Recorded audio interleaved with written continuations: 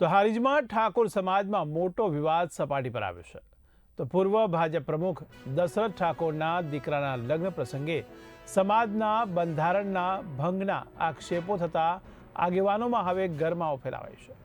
તો મળતી માહિતી મુજબ લગ્ન સમારંભ દરમિયાન મહેમાનો માટે અલગ વીઆઈપી રિસેપ્શન, અલગ વીઆઈપી ભોજન વ્યવસ્થા અને ખાસ વીઆઈપી કંકોત્રી છપાવવામાં આવી હતી. આ વ્યવસ્થાઓને લઈને સમાજમાં ભેદભાવપૂર્ણ વલણ અપનાવવામાં આવ્યું હોવાના આક્ષેપો ઉઠ્યા છે. આ પ્રસંગે જ્ઞાનીબેન ઠાકોર, સ્વરૂપજી ઠાકોર તેમજ ચંદનજી ઠાકોર સહિતના આગેવાનો હાજર રહ્યા હતા. તો બીજી તરફ આ સમગ્ર મામલાના વિડીયો સોશિયલ મીડિયા પર વાયરલ થતાં આ વિવાદ વધુ વકર્યો છે. તો અર્જુન ઠાકોરે સોશિયલ મીડિયા પર પોસ્ટ શેર કરી સવાલ ઉઠાવ્યો છે કે શું ઠાકોર સમાજનું બંધારણ માત્ર કેટલાક લોકો માટે જ લાગુ પડે છે? તેમણે ગબ્બર ઠાકોર સહિતના નામોનો ઉલ્લેખ કરી સમાજમાં સમાનતા અંગે પ્રશ્નો ઉઠાવ્યા છે.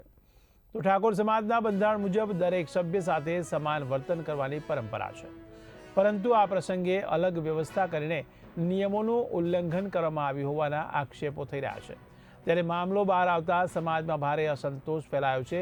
તો આગેવાનો દ્વારા બેઠક બોલાવવાની તૈયારીઓ પણ ચાલી રહી છે અને જરૂર પડે તો કડક પગલાં ભરવાની ચેતવણી પણ આપવામાં આવી છે. ત્યારે લગ્ન સમારંભ હવે સામાજિક વિવાદમાં ફેરવાઈ ગયો છે અને આગામી દિવસોમાં આ મુદ્દે વધુ ગરમાવો વધવાની શક્યતા વ્યક્ત કરવામાં આવી રહી છે.